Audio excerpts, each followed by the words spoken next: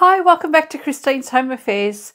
In this video, I'm going to answer several of the questions that you asked me in a previous video I did a couple of weeks ago. In that video, I opened up a couple of gifts and said that you could ask me anything and I would answer your questions. So here it is. And judging by the thumbnail, I bet you've got a question for me too. What's his surgery business? I'll tell you shortly. I think I'll do this video as a two-parter, one answering some of the questions that I've received, and I've received lots of them, so thank you very much for all of your input. This video I'm going to answer lots of your questions, tell you about my surgery, and the next one I think I'll make it a more practical video about some of the questions that you've asked me as well. In that video I did a couple of weeks ago, I showed you a needle pouch that Jan had sent me. And I really liked the pattern, and you guys all did too. So I have actually done the video. This is the needle pouch finished, and this is the one that Jan sent me. So I've done the video for the needle pouch. I've just got to edit it, but I've got a couple of things I need to get done this week first. So I promise you it will be coming very soon. First, one of the questions that I was asked by Kathy and Leonie, and this relates to sewing machine needles and which type of needle you should use for which application or fabric. This is a video subject I was actually already researching, and there's so much to learn about needles that I'm actually going to take the time and really research all the different needle types and their uses properly, and perhaps some of the outcomes when you do or don't use the correct needles. So bear with me on that one. I will do a standalone video on the importance of using the correct needles and how they function as well. I think I'll actually have some more time for research on that one very soon. Jana asked what are the best practices about machine maintenance and how to look after your machine. One of the things I do regularly is change my sewing machine needle often. So sewing machine needles have a lifespan of about 6 to 8 hours of sewing time. And you can usually, when you get to know how your machine works, you can usually hear the difference in a blunt needle to a new sharp needle. You can hear a thump, thump, thump as you're going through if your needle's really blunt. And if you know you've got one that's really blunt, listen to the sound that it makes, and as soon as you go and put a new needle in, you'll hear the difference. That's probably the most important thing that I could recommend. Cleaning your machine is very important as well. Look, I'm guilty of not cleaning my machine often enough, but I think a good practice to get into is to clean your machine whenever you change your needle. We have a lot of gunk that builds up underneath in the bobbin case, around the teeth, the feed dogs, and you need to brush off the fluff in between the feed dogs as well. So go and have a look at your machine now and see if there's any build-up of fluff on those little teeth on top of your machine.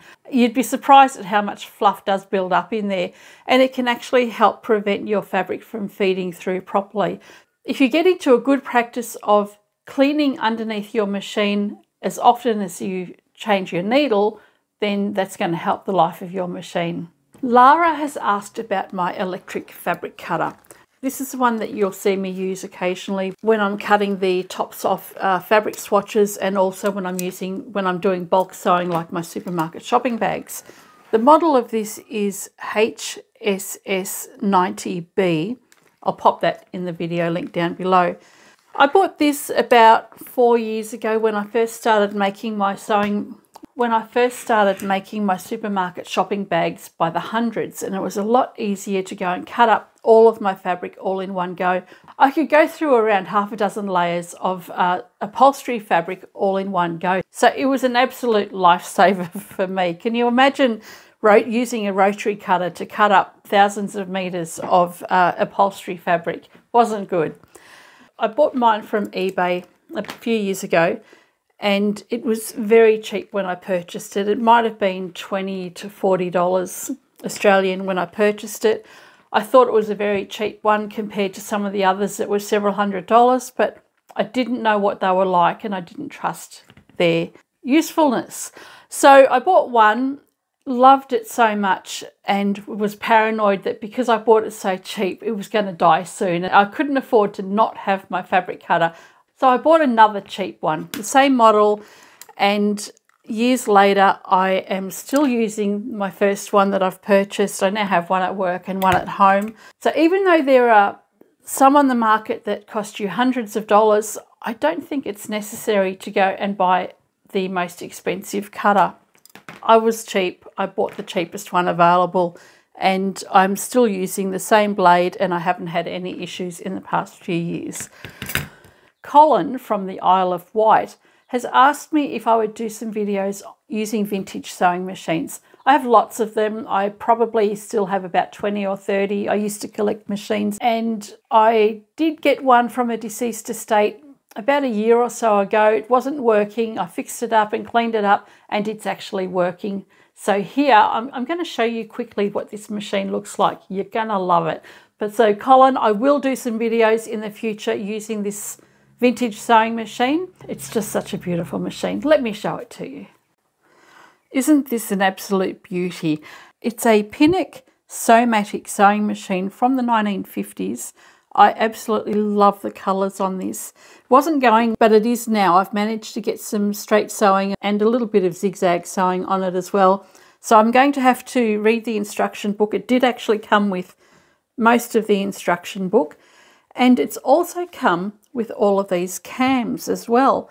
So I can do lots and lots of different patterns with the machine. The cams actually fit in up here somewhere. Again, I've got to learn how to use this machine properly. So I might actually do that whilst I'm in recovery mode. And then I do plan on doing some videos on using this particular machine. So I am a little bit excited about getting to use this machine. So if you'd like to see me do more with that particular machine, or even just a regular domestic sewing machine, let me know. And in saying that, all of the projects that you do see me do on my industrial machine, you can do them on your regular machine. Sometimes when there's the bulk of your fabric, you just need to go a little bit slower. So all the projects that I do, I have at one stage done on my regular sewing machines. Maria has asked, is sewing my primary craft or are there others? I will put my hand to anything. Over the years, I've done tapestry, cross stitch. I was learning hardanger at one stage, and I've done the stitching, but when it comes to cutting the thread, I'm too scared. So that's still sitting somewhere. Crocheting, knitting, sewing is my main love. I really love hand sewing and hand embroidery, but I don't get a chance to do that much these days. I love dressmaking. I love pattern making. I don't get much of a chance to do that either. Dressmaking and pattern making are probably my two main passions. I don't get a chance to do that much at all these days. The alteration service in the shop keeps me very busy. You guys keep me really busy trying to come up with other YouTube ideas, but I do plan on making more time for clothing for myself. Okay, you've hung around long enough. What is happening? What's this surgery that I've got to have? It's Tuesday today. Yesterday, Chris and I went down to Melbourne and saw a surgeon. Next Monday, I'm going into hospital to have surgery on my right shoulder. After years of rock and roll dancing and the competition table tennis that we do, I finally wrecked my shoulder.